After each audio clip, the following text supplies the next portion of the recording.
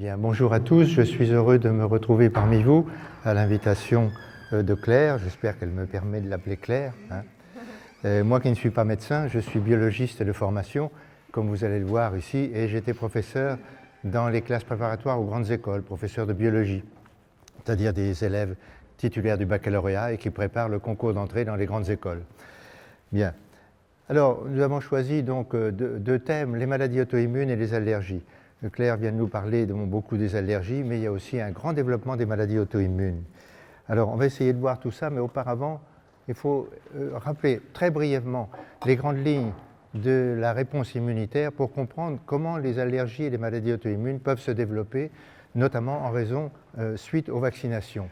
Eh bien, l'immunité, si vous voulez, se fait en deux modes. Une immunité innée, que l'on a donc par définition à la naissance, et qui est une immunité très rapide, mais qui ne développe pas de mémoire. Et ensuite, une immunité adaptative, qui nous permet, comme son nom l'indique, de nous adapter à notre environnement. Bien, alors l'immunité innée, on va dire simplement quelques mots, c'est un processus qui permet de détecter les dangers et d'y répondre rapidement. Les dangers sont détectés par un certain nombre de cellules, comme celles que vous voyez là, qu'on appelle les cellules dendritiques, et qui vont donc repérer des pathogènes. Et dans le cas des vaccins, le signal de danger est donné par les adjuvants, dont on a beaucoup parlé récemment. Alors, je résume très brièvement. Ces cellules qui auront détecté le danger vont déclencher une réaction inflammatoire qui est là et développer donc l'immunité innée.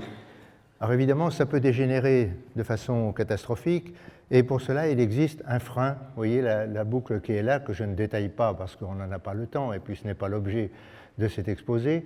Vous avez un mécanisme régulateur qui permet de contrôler la réaction inflammatoire et d'y mettre fin lorsque le danger est passé.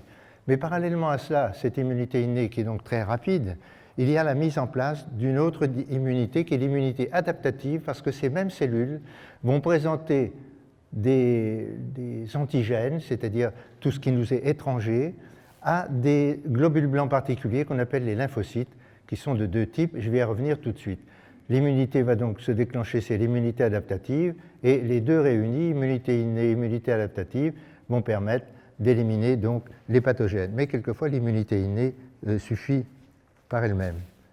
L'immunité adaptative, elle revêt deux formes, qui reposent soit sur les anticorps, c'est ce qu'on appelle l'immunité humorale, parce qu'elle est transmise par les humeurs de l'organisme, c'est-à-dire par les liquides, le sang, la lymphe, etc. Et puis une autre qui met en jeu des cellules, des lymphocytes, et qu'on appelle pour cette raison l'immunité cellulaire.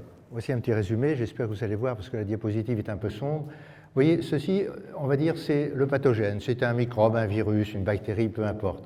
Et de ce côté-ci, vous avez les lymphocytes B, qu'on appelle ainsi parce qu'ils ont leur maturation dans la moelle osseuse, qui se dit en anglais bone marrow, donc on a pris la première lettre, B. Et ces lymphocytes B vont pouvoir, grâce à des récepteurs, reconnaître l'élément étranger, et à ce moment-là, ils sont sensibilisés, ils se multiplient, ils se transforment en usines à fabriquer les anticorps, et les anticorps sont libérés donc dans la circulation. Ça, c'est donc l'immunité humorale. Et puis, parallèlement à cela, eh bien, il y a d'autres lymphocytes qui sont, eux, des lymphocytes T, parce qu'ils ont leur maturation dans le thymus, c'est l'équivalent du riz de veau, le thymus, si vous voulez, ce thymus qui est surtout présent chez les jeunes. Et ces lymphocytes T, eux, contrairement aux B, ils sont aveugles. Ils ne peuvent repérer les antigènes, c'est-à-dire les éléments étrangers, que s'ils sont préalablement pris par ces cellules que vous avez vues tout à l'heure, les cellules dendritiques, et ils vont être fragmentés en petits morceaux et présentés à des lymphocytes. Il y en a deux types. Ceux-ci, bon, pour des raisons de constitution de molécules présentes à leur surface, qu'on appelle des T8, eh bien, eux aussi sensibilisés vont se multiplier et ils vont se transformer en cellules tueuses, c'est-à-dire capables de détruire, comme vous l'avez ici, les cellules qui sont infectées. Et ceci, ça permet de limiter l'extension de l'infection. Et puis au milieu, là, vous avez d'autres lymphocytes qu'on appelle, eux, T4, qui sont des lymphocytes auxiliaires et comme leur nom l'indique, eh bien, ils vont aider par différents mécanismes, à la fois la production des anticorps, ici, et ici, la production des cellules tueuses.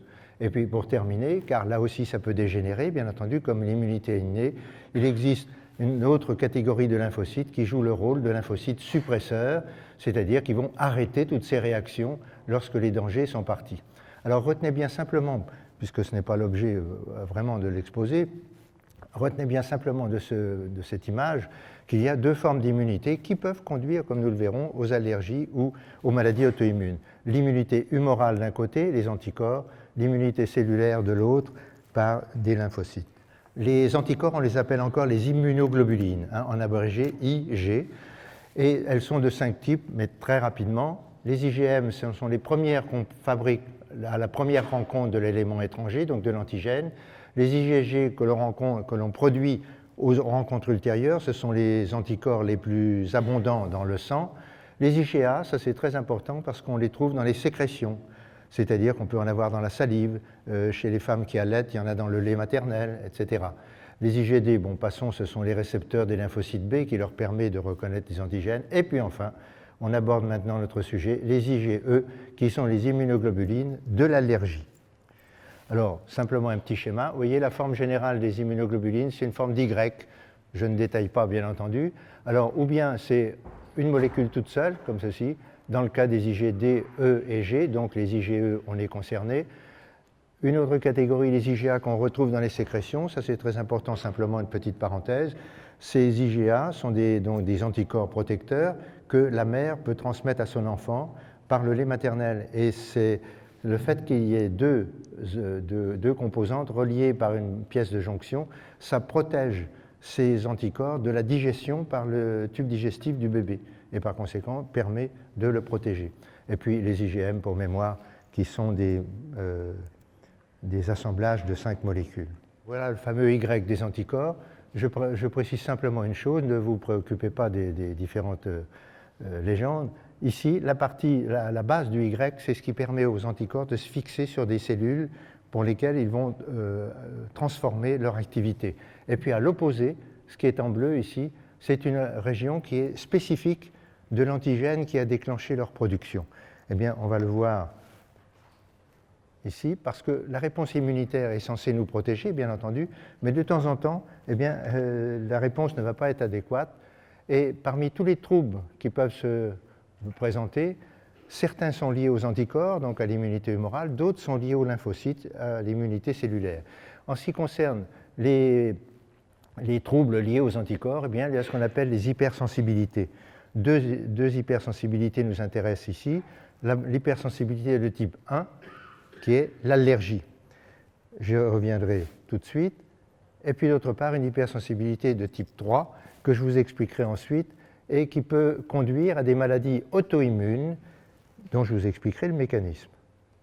Et puis enfin, d'autres troubles sont liés, eux, non pas aux anticorps, mais à l'immunité cellulaire, et sont dus bien sûr aux lymphocytes, et ils conduisent également à certaines maladies auto-immunes. Alors, les éléments de l'exposé sont bien en place, l'allergie, les maladies auto-immunes. On va les étudier successivement, et tout d'abord les allergies. Bien, le développement des allergies, il faut savoir que toute vaccination peut déclencher une réaction allergique majeure qu'on appelle une réaction anaphylactique. C'est une réaction rare, bien entendu, mais dramatique parce qu'elle peut conduire à la mort en quelques minutes ou dizaines de minutes. Alors, on sait très bien, évidemment, contrer une réaction anaphylactique. C'est la raison pour laquelle, sur le lieu d'une vaccination, doit toujours se trouver le matériel et les produits capables de contrer ces réactions anaphylactiques.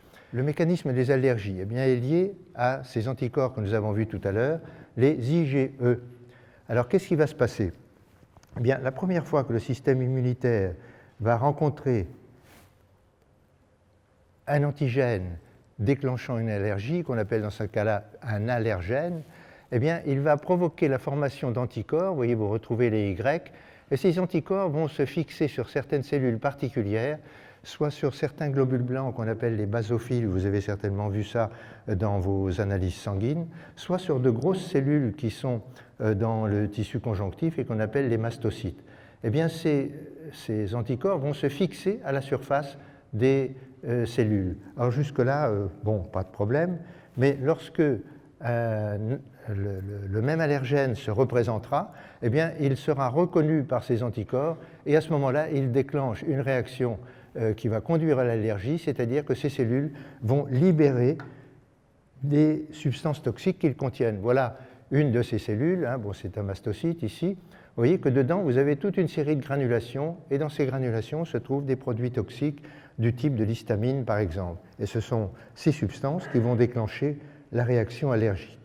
Alors, en ce qui concerne les vaccins, quels sont les composants des vaccins qui peuvent conduire aux allergies? Il y en a toute une série. Alors, tous ces éléments ne sont pas forcément présents dans tous les vaccins, mais la plupart d'entre eux. Alors, la première chose, la plupart des vaccins aujourd'hui sont associés. On a eu le DTP, donc diphtérie, tétanos, polio, là il n'y a pas la coqueluche, mais par contre tous les autres, tétravalent, pentavalent, hexavalent, aujourd'hui, vous avez toujours la composante coqueluche qui est la plus allergène de toutes. Ensuite, ces vaccins, la plupart des vaccins contiennent de l'aluminium. Et cet aluminium est très allergisant, comme on le verra tout à l'heure. On peut avoir également les protéines d'œufs. Pourquoi? Parce qu'un certain nombre de vaccins sont préparés sur des cultures d'embryons de poulet. Et il peut rester donc certaines protéines capables de déclencher des allergies. La gélatine, qui est un stabilisant également, qu'on trouve dans le ROR, par exemple.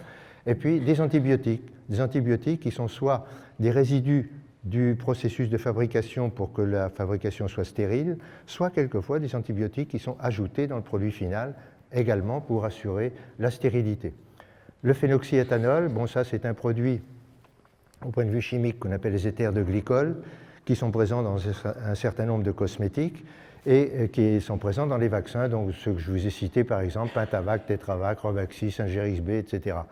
Or, il se trouve que l'ANSM, c'est-à-dire l'Agence de sécurité du médicament, a mis en garde les mamans en particulier pour l'utilisation des lingettes de bébés qui sont imprégnées de phénoxyéthanol. Mais l'ANSM n'a pas l'air de considérer que la présence de phénoxyéthanol dans les vaccins, qui là n'est pas une utilisation superficielle, mais une injection, peut présenter bien sûr de gros dangers. Et puis le formaldéhyde, le formal, c'est la même chose, eh bien ce formol est présent dans un certain nombre de vaccins, car c'est un inactivateur pour produire les vaccins dits tués ou inactivés. Par exemple, une étude a été faite sur les vaccins anticoquelucheux. On a pu montrer, alors les petites parenthèses que vous avez, ce sont les auteurs des publications, et on a pu montrer qu'il y avait une augmentation de sensibilité à l'histamine après un vaccin contenant la valence coqueluche. Et puis par ailleurs, on a montré qu'il y avait également une forte corrélation entre la quantité d'IgE présente dans le sang et l'importance des réactions secondaires chez les sujets qui sont allergiques, qu'on appelle les sujets atopiques. Et puis enfin, une dernière étude, là j'insiste sur celle-ci, l'étude du docteur Audin. Docteur Audin, c'est un médecin français qui est installé en Grande-Bretagne, mais qui a travaillé, pas très loin d'ici, à la maternité de Pithiviers, puisque c'est lui qui avait mis au point l'accouchement dans l'eau, peut-être vous en avez entendu parler. Eh bien, ce médecin a comparé deux groupes d'enfants qui étaient tous les deux les groupes nourris au sein, mais dont un groupe a été vacciné contre la coqueluche et pas l'autre. Alors bien entendu, on a enregistré le devenir de ces enfants. On a constaté que les enfants qui n'étaient pas vaccinés contre la coqueluche avaient plus souvent la coqueluche que les vaccinés. Ça, c'était quand même le but recherché, même si, ajoutait l'auteur, on a plus tendance à attribuer le nom de coqueluche à une toux persistante chez un non-vacciné que chez un vacciné. Alors, qu'est-ce qu'il a constaté par ailleurs? Eh bien que les enfants étaient en fait, même s'ils avaient quelquefois un peu plus de coqueluche, eh bien, ils étaient en meilleure santé parce qu'ils avaient 5 fois moins d'asthme, 2 fois moins d'otite, et s'ils avaient à être hospitalisés pour une raison ou pour une autre, eh bien leur séjour hospitalier était moins nombreux et moins long. Alors pourquoi l'aluminium est important dans les allergies? Vous avez vu tout à l'heure que les globules blancs, donc les lymphocytes B, vont produire des anticorps. Et ces anticorps, eh bien, sont de plusieurs types, comme on l'a vu, et il se trouve que ce qui oriente la formation des anticorps, ce sont les adjuvants, qui orientent donc l'activité des lymphocytes auxiliaires, soit vers les anticorps, soit plutôt vers l'immunité cellulaire, ceux qui étaient au milieu de l'image tout à l'heure. Eh bien, il se trouve que longtemps, on a utilisé, en particulier pour les vaccins qui étaient fabriqués par l'Institut Pasteur, on utilisait du phosphate de calcium. Le phosphate de calcium, c'est un produit que nous avons dans le squelette, donc qui est très bien toléré par notre organisme, et il se trouve que ce phosphate de calcium favorise la synthèse des anticorps du type IgG, c'est-à-dire les anticorps principaux de notre sang. En revanche, l'aluminium, lui, oriente plutôt vers la production des IgE, qui sont les anticorps de l'allergie. Alors, vous me direz, mais pourquoi est-ce qu'on n'utilise pas ce phosphate de calcium? Eh bien, tout simplement parce que la branche Pasteur-Vaccin a été rachetée par l'Institut Mérieux, et l'Institut Mérieux à Lyon utilisait déjà depuis longtemps l'aluminium. Et ils n'ont pas voulu conserver deux chaînes de fabrication, ils se sont dit, bon, nous on utilise l'aluminium depuis très longtemps, donc on laisse tomber le phosphate de calcium. Oui, c'est comme ça qu'on a maintenant beaucoup de vaccins contenant de l'aluminium. Alors, voilà pour les allergies, donc, liées à un certain nombre de constituants des vaccins. Alors, si on passe maintenant aux maladies auto-immunes, bien, ces maladies auto-immunes ont une véritable réalité si on prend par exemple cette publication qui a été, que j'ai lue et retranscrite dans une revue qui s'appelle la Revue de médecine interne par le professeur Hanslick qui écrivait, vous voyez, il y a déjà 20 ans, 1996. Alors c'est moi qui ai mis les passages en rouge. Alors si vous ne le lisez pas de loin, je vous le lis rapidement. Vous voyez, de multiples cas de maladies immunologiques déclenchées par la vaccination sont rapportés dans la littérature, impliquant surtout les vaccins de la grippe, de l'hépatite B, mais aussi du tétanos et d'autres vaccins. Autrement dit, beaucoup de vaccins, sinon la plupart. Il est impossible d'estimer la fréquence de ces accidents en raison de leur déclaration inconstante et de la quasi-absence d'enquêtes épidémiologiques spécifiques. C'est bien là le malheur, on ne recherche pas systématiquement ces conséquences dommageables. Devant une maladie immunologique, l'enquête étiologique, c'est-à-dire la recherche des causes, doit systématiquement rechercher l'administration d'un vaccin dans le mois précédant le début des troubles. C'est bien la reconnaissance que toute vaccination peut déclencher ce type d'action. Alors, il y a deux formes de maladies auto-immunes. Elles sont liées toutes les deux à certaines vaccinations. Vous avez d'abord des maladies auto-immunes qui sont spécifiques d'organes. Facile à comprendre, elles vont attaquer spécifiquement donc, tel ou tel organe. Alors vous en avez ici une série. Pourquoi je vous ai mis toute la série? Bien tout simplement parce que ces maladies dont je vais vous dire deux mots se rencontrent dans le sillage des vaccinations contre l'hépatite B, qui a été une vaccination catastrophique, administrée à plus de 30 millions de Français, c'est-à-dire la moitié de la population. Alors par exemple, bon, vous en avez certainement entendu parler depuis longtemps, la sclérose en plaques donc, qui s'attaque au système nerveux. L'ataxie cérébelleuse, c'est un manque de coordination des mouvements dû à une atteinte du cervelet, d'où le nom de cérébelleux. Syndrome de Guillain-Barré, c'est une maladie qui se caractérise par des paralysies ascendantes. Ça commence par les membres inférieurs et puis ça monte, et ça peut atteindre les muscles respiratoires. Alors fort heureusement, dans un certain nombre de cas, c'est régressif, mais quelquefois, malheureusement, ça se termine soit par le fauteuil roulant, soit par la mort. Le diabète de type 1, alors à ne pas confondre le diabète de type 1, c'est celui qui nécessite des piqûres d'insuline, c'est le diabète juvénile, que l'on trouve chez les jeunes. Et à ne pas confondre avec le diabète 2, qui est le diabète des gens obèses, un diabète gras, qui n'a pas la même origine. L'anémie pernicieuse de Birmer, c'est une maladie qui attaque un organe spécial qui est l'estomac, et qui donc s'oppose, si vous voulez, à l'action de la vitamine B12, et donc qui entraîne une anémie. Une autre maladie de la peau, cette fois qui attaque la peau, le pemphigus, c'est une attaque des liaisons des cellules de l'épiderme et qui se traduit par des bulles à la surface de la peau. Et puis des maladies thyroïdiennes, alors ça c'est très important, des maladies thyroïdiennes auto-immunes, soit par déficit de une hypothyroïdie, c'est la maladie d'Hashimoto, ou au contraire par un excès de fonctionnement avec la maladie de Basedow. Alors une petite anecdote au passage. Un jour, je me trouve chez mon éditeur et puis je discute avec un magasinier qui me dit « Ah, c'est vous qui avez écrit ce bouquin ?» Oui, oui. Ben, il dit « Nous, figurez-vous, on s'est fait vacciner contre l'hépatite B avec ma femme et les deux enfants. Le résultat des courses, ma femme n'a rien, se porte bien. Moi, le mari, anémie de Birmer, et mes deux enfants, le garçon, une sclérose en plaques et la fille, une thyroïdite d'Hashimoto. » Vous voyez, ce qui montre bien l'importance de la constitution physique des sujets et une certaine fragilité. Bon, qui est due à une partie de notre constitution génétique, bon, dont on pourrait parler, mais qui nous entraînerait trop loin, qu'on appelle le système HLA. Alors, parmi les autres maladies, myasthénie, qui est une faiblesse musculaire, comme son nom l'indique, qui est due à une mauvaise transmission entre les fibres nerveuses et les fibres musculaires, et les uvéites, qui sont des maladies de l'œil. Alors tout ça, ça peut se rencontrer à la suite d'une vaccination hépatite B.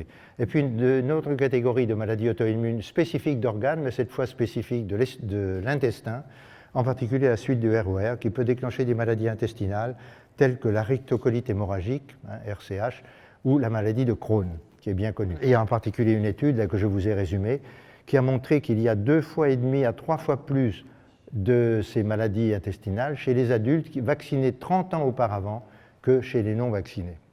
Vous voyez que ceci, ça peut se produire évidemment à longue échéance. Alors, à côté des maladies auto-immunes spécifiques d'organes, vous avez des maladies qui vont être beaucoup plus étendues et qu'on appelle pour cette raison des maladies systémiques. L'une des plus représentatives, c'est ce qu'on appelle le lupus érythémateux disséminé. Le mot disséminé dit bien que ça va être très répandu, et qui se manifeste par toute une série de pathologies qui atteignent en particulier les reins, qui atteignent aussi la peau. Et le mot de lupus vient du latin qui signifie le loup, mais le loup, pas l'animal, mais le masque de carnaval. Le syndrome de Sjogren, qui est dû à une absence de sécrétion d'un certain nombre de glandes, en particulier des glandes salivaires, la polyarthrite rhumatoïde, ça se comprend tout seul, la sclérodémie, qui est une atteinte de la peau un peu partout, donc par un excès de collagène, c'est-à-dire d'une des substances constitutives de nos tissus, dans le tissu conjonctif. Eh bien, ces maladies ont également été observées dans le sillage des vaccinations hépatite B.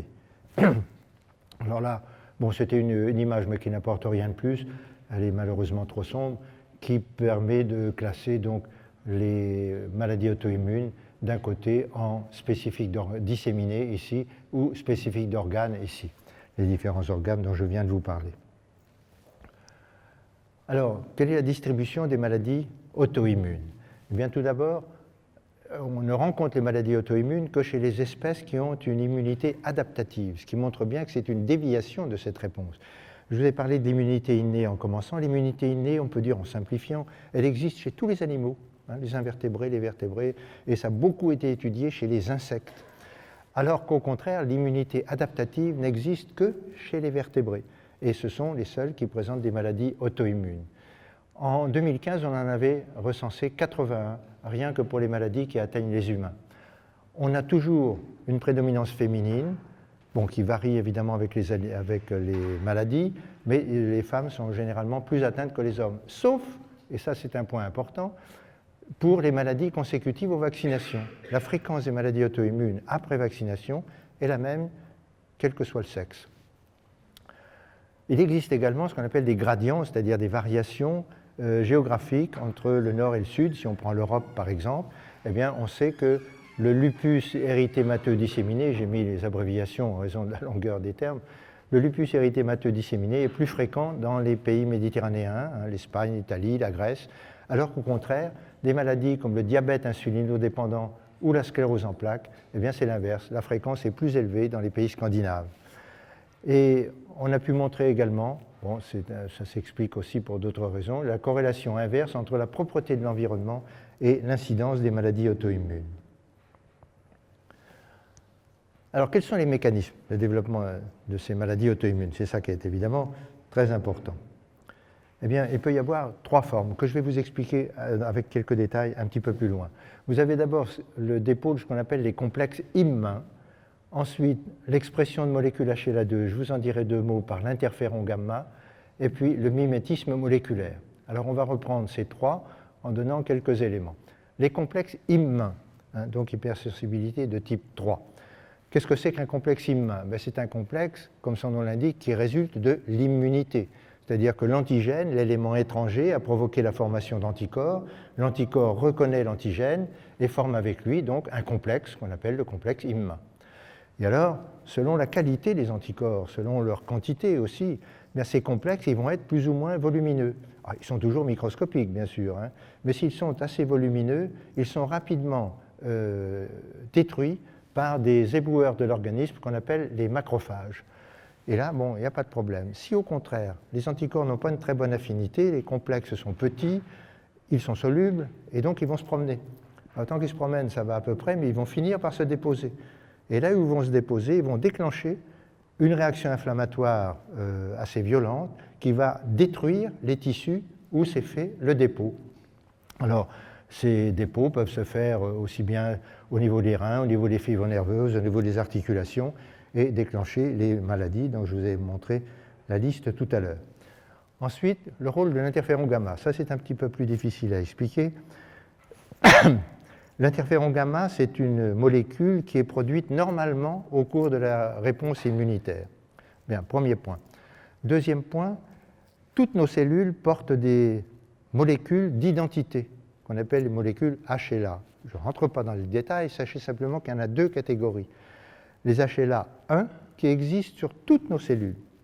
Mais au contraire, les HLA-2 n'existent que sur les cellules du système immunitaire. Alors bien entendu, puisque toutes nos cellules sont issues de la cellule œuf primordiale, toutes les cellules ont la même information génétique. Mais seules les cellules du système immunitaire ont la possibilité de traduire les gènes des molécules HLA-2. Les autres cellules n'en produisent pas. Malheureusement, au cours de la réponse immunitaire, il arrive, chez certains sujets déterminés par leur constitution, que l'interféron gamma va entraîner la production de molécules HLA-2 par des cellules qui ne devraient pas en produire. Et à ce moment-là, le système immunitaire qui patrouille dans l'organisme dit « Oh là, ces cellules présentent des molécules HLA-2, ce n'est pas normal, je les détruis ». Et c'est comme ça que naissent certaines formes de diabète insulinodépendant si l'interféron gamma fait émettre des HLA-2 par les cellules du pancréas qui produisent l'insuline. À ce moment-là, ça entraîne un diabète. Voilà, donc ceci par le rôle de l'interféron gamma. Alors je voudrais vous montrer un point important sur une des maladies auto-immunes dont j'ai déjà plusieurs fois parlé, c'est le diabète insulinodépendant. Alors ce graphique, c'est une étude finlandaise. La Finlande est le pays d'Europe le plus vacciné et qui fait l'objet également de très nombreux essais vaccinaux. Et ils ont enregistré l'évolution, l'incidence du diabète, donc les nouveaux cas de diabète chez les enfants de moins de 15 ans. Et qu'est-ce qu'ils ont constaté? Eh bien, qu'en l'espace de 50 ans, vous voyez, on est passé de 12 pour 100 000 à, ici, 60 pour 100 000, multiplié par 5 en 50 ans. Alors, bien entendu, autrefois, les diabétiques mouraient assez jeunes et très souvent avant d'avoir eu la possibilité d'avoir une descendance. Alors, bien entendu, on sait soigner les diabétiques et les diabétiques peuvent mener une vie plus normale, avoir une descendance, une famille, mais ça n'est pas suffisant pour expliquer cette explosion du diabète insulinodépendant. La dernière partie que vous avez ici, qui est en rouge, est extraite d'une revue du ministère de la Santé français, le bulletin épidémiologique hebdomadaire de 2007. Vous voyez, ce n'est pas très ancien. Et je vais vous en dire deux mots dans quelques instants. Auparavant, je vous montre une diapositive de cette même étude finlandaise qui montre l'évolution des diabètes. Vous voyez, toutes ces courbes montrent l'augmentation progressive du diabète. Vous les voyez en allant vers le haut. Depuis les années 65, vous voyez les petits triangles là, c'est les années 65-69. Ensuite, 70-79, les petits carrés encore au-dessus, et ainsi de suite. Et alors, ce qui est important, c'est qu'entre les années 80-86 ici et 87-92, autrement dit, entre les petits losanges là, et puis les cercles, vous voyez une augmentation considérable du diabète. Vous voyez là, si vous suivez mon pointeur, pour les enfants de 1 an, vous avez une augmentation de 100%, donc ça a doublé dans ces années-là. Pour les enfants de 2 ans, une augmentation de 50%, et puis pour 3 ans, 4 ans, une augmentation de 30%. Et les auteurs de cette publication disent, c'est très curieux parce que cette augmentation correspond au moment où on a mis sur le marché le ROR. Or, on sait depuis très longtemps, depuis 1927 je crois, que le virus des oreillons peut déclencher un diabète insulinodépendant. Et comme le vaccin contre les oreillons est un vaccin, entre guillemets, vivant, eh bien, il peut déclencher évidemment les mêmes conséquences. Alors vous me direz, qu'est-ce qu'il en est en France? Est-ce qu'on a aussi ce même diabète? Mais il se trouve qu'en France, on avait un registre pour collationner donc tous les nouveaux cas de diabète chez les enfants. Et on avait été allé jusqu'aux enfants de moins de 20 ans. On a tenu le registre pendant 10 ans, et puis comme on n'avait plus de sous, on l'a fermé. Donc on a cassé le thermomètre. Eh bien, vous voyez, ça a été tenu depuis le 1er janvier 88 jusqu'à fin 97. Et pendant ces 10 ans, qu'est-ce qu'on a découvert? Eh bien, on a découvert des choses très intéressantes. Chez les moins de 20 ans, considérés globalement, on a eu une augmentation du diabète de 29%, une augmentation de l'incidence, c'est-à-dire les nouveaux cas. Mais si on ne s'intéresse qu'aux enfants, aux nourrissons et aux enfants jusqu'à l'âge de 4 ans, eh bien, l'incidence a augmenté de 79%. Or, 0 à 4 ans, c'est là où l'on fait le plus grand nombre de vaccinations aux enfants. Or, comme on sait que dans la littérature médicale, il y a toute une série de publications qui montrent que l'on peut enregistrer des augmentations du diabète insulinodépendant après vaccination hémophilus, après vaccination contre l'hépatite B et après vaccination contre les oreillons avec ces études que je viens de vous montrer. Mais il serait quand même urgent de se préoccuper de ce problème, mais très souvent on dit « oh oui, c'est une simple coïncidence ». Personnellement, je ne le pense pas. Voilà, ce sont des données du BEH, donc des données tout à fait officielles. Troisième modification, vous avez vu les maladies auto-immunes pouvant provenir des complexes immuns, pouvant provenir de l'action de l'interféron gamma. La troisième raison, c'est le mimétisme moléculaire. Le mimétisme, c'est-à-dire la ressemblance. Si un élément de l'antigène contenu dans le vaccin ressemble à une partie, même en partie seulement, à des protéines de notre organisme, eh bien le système immunitaire, il va attaquer ce que vous lui avez injecté, mais il va aussi se retourner contre les molécules qui présentent une ressemblance avec ces éléments du vaccin. Alors évidemment, ça entraîne une rupture de la tolérance et le système immunitaire attaque ces mêmes protéines. Par exemple, on a pu montrer qu'il y avait un mimétisme entre des peptides de certains virus, c'est-à-dire des séries d'acides aminés. Les peptides, ce sont des petites molécules formées de plusieurs acides aminés, et également une ressemblance avec la protéine basique de la myéline. Et c'est l'origine de ces maladies qu'on appelle démyélinisantes. La myéline, c'est l'enveloppe protectrice des fibres nerveuses et qui, évidemment, lorsqu'elle est détruite, provoque des troubles neurologiques importants. Et puis également, comme je viens de vous le dire, le diabète insulinodépendant après vaccin hépatite B, vaccination hémophilus. Ceci pour le mimétisme moléculaire. Vous avez également d'autres maladies auto-immunes. Ceci, c'est un graphique qui montre l'augmentation des prises en longue durée, vous voyez, les admissions en longue durée, en ce qui concerne les affections neurologiques. Et les petits rectangles là, jaunes que vous avez en bas représentent en millions de doses les doses qui ont été administrées à la population française. Vous voyez, on est parti de zéro, évidemment, et on a dépassé 2 millions de doses en 1995, la grande campagne de vaccination des adolescents dans les collèges, etc., et puis la vaccination des adultes aussi. Or, qu'est-ce qu'on constate? Qu'immédiatement après, vous voyez en rose, ici c'est la sclérose en plaques, vous avez eu presque un doublement de la sclérose en plaques. Pas tout à fait un doublement, mais une grosse augmentation.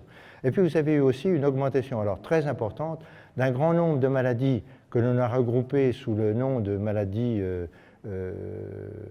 neuromusculaires. Vous voyez, ici, vous avez une fréquence constante. Et immédiatement derrière la grande campagne de vaccination, vous avez une augmentation considérable de ces maladies auto-immunes. Cette graphique montre également ces augmentations. Alors, c'est détaillé en plusieurs maladies. Vous avez le lupus érythémateux, qui doit être lupus érythémateux, c'est celle-ci. Vous avez la spondylarthrite ankylosante, qui est le jaune. Et puis, vous avez la polyarthrite en rouge, ici. Donc, vous voyez toujours, derrière ces fameux 2 millions de doses, une augmentation des maladies auto-immunes. Il n'y a qu'une différence, c'est la courbe verte, ici. Marquée une augmentation régulière qui n'a pas vraiment présenté de saut après la vaccination hépatite B, mais probablement parce que cette augmentation régulière est, au moins pour une grande part, liée, puisque c'est la rectocolite hémorragique et la maladie de Crohn, c'est probablement lié à la vaccination ROR. Alors moi, mon problème, ce n'est pas d'interdire les vaccinations, bien entendu, c'est de dire aux gens, surtout, informez-vous. Là, je vous ai présenté un certain nombre, quelques aspects des risques que peuvent présenter les vaccinations. Il y en a bien d'autres, évidemment, mais ce qu'il faut, c'est essayer de comprendre, de s'informer sur les bénéfices qu'on peut retirer de la vaccination, mais aussi sur les troubles qui peuvent en résulter. Et à chacun de faire son choix. Alors, c'est la raison pour laquelle j'ai écrit ces 2 livres. Alors, le premier que j'ai écrit, c'est celui-ci, qui est assez volumineux et qui est un petit peu technique pour les personnes qui n'ont pas, disons, de connaissances biologiques à la base. C'est la raison pour laquelle j'en ai écrit un deuxième, le rouge, mais je ne sais pas comment on revient en arrière. Et ce rouge est beaucoup plus... Ah oui, d'accord. Il est beaucoup plus accessible. Alors, si vous avez une culture de biologie modeste, eh bien, commencez plutôt par celui-là. Si au contraire... Alors, les deux se complètent, évidemment. Il y a des points communs entre les 2 livres, mais les deux se complètent. Il y a des choses dans le rouge qui ne sont pas dans le vert, et réciproquement. Voilà. Mais écoutez, je vous remercie. J'espère que je n'ai pas trop dépassé. Bon. Voilà. Tiens, je remets ça. Je vais faire la première, je m'accorde la première, qui n'est pas vraiment une question, qui est vraiment un témoignage. J'ai 25 ans d'exercice médical derrière moi et effectivement, on est stupéfait, les médecins qui sont en activité, de voir l'augmentation drastique du nombre des maladies auto-immunes chez des gens jeunes, chez des enfants. Il y a 25 ans, ça n'existait pas, des Crohn. On disait que ça n'existe pas chez l'enfant, la rectocolite hémorragique ou le Crohn. Aujourd'hui, on a des enfants de 7-8 ans qui ont des Crohn et des rectocolites. On a beaucoup de jeunes qui ont 16, 17, 18 ans qui viennent pour des thyroïdites auto-immunes. Cette part des maladies neurodégénératives inexpliquées, on a énormément, on dit qu'il y a une grosse fraction de maladies neurodégénératives, on ne sait pas pourquoi. C'est pas vraiment une sclérose en plaques, c'est pas vraiment un Guillain-Barré, on ne sait pas ce qu'ils ont. Bon, il y a beaucoup de... On sent que le système immunitaire est fragilisé et qu'il y a des choses qui ne vont pas bien. Et ma question, donc il y avait quand même une question... en médecine classique, on a tendance à dire quelqu'un de fragile, on va le vacciner encore plus pour le protéger parce qu'il ne fera pas les frais d'une maladie. Et moi là, j'ai plutôt l'impression de comprendre que quelqu'un de fragile sur le plan immunitaire, si on en rajoute encore avec la vaccination, on va le fragiliser encore plus. Qu'est-ce que vous pouvez nous dire là-dessus? Je crois, en résumé, que je partage tout à fait votre avis. Je ne pense pas que ce soit la meilleure des solutions de survacciner les gens qui sont déjà fragiles. Je pense à un petit exemple. Puisque je fais partie de cette catégorie de personnes, chez les personnes âgées, on sait que les réponses immunitaires sont moins bonnes. On a des lymphocytes qui sont moins actifs, la coopération entre les lymphocytes T et B est moins bonne. On sait que les réactions immunitaires, comme toutes les autres propriétés, facultés de l'organisme, diminuent avec l'âge. Et je ne suis pas sûr que la vaccination grippale chaque année soit le meilleur cadeau que l'on fasse aux personnes âgées. Alors en plus, quelquefois, on dit « certaines personnes n'ont pas répondu au premier vaccin, on va en faire un deuxième, et quelquefois un troisième ». Mais non, si le système immunitaire, et ça repose sur le fameux système HLA dont j'ai juste cité le mot, eh bien, le système HLA commande la réponse immunitaire. Et si vous n'avez pas le bon tirage HLA, vous ne pouvez pas bien répondre. Un jour, j'ai participé à un colloque à Paris, qui était organisé par un médecin qui dirigeait un laboratoire faisant le typage HLA, pour savoir de quelle était sa constitution. Et il avait résumé en disant « Écoutez, mes chers confrères », parce que c'était destiné à des médecins, et on m'avait invité à y participer, et il disait « Il y a deux types d'individus, schématiquement. Il y a ceux qui ont un bon tirage HLA, ceux-là, ce n'est pas la peine de les vacciner parce qu'ils s'en sortiront toujours. Et il y a ceux qui ont par contre un mauvais tirage HLA, ils n'y sont pour rien, c'est génétique, et ceux-là, il ne faut surtout pas les vacciner. »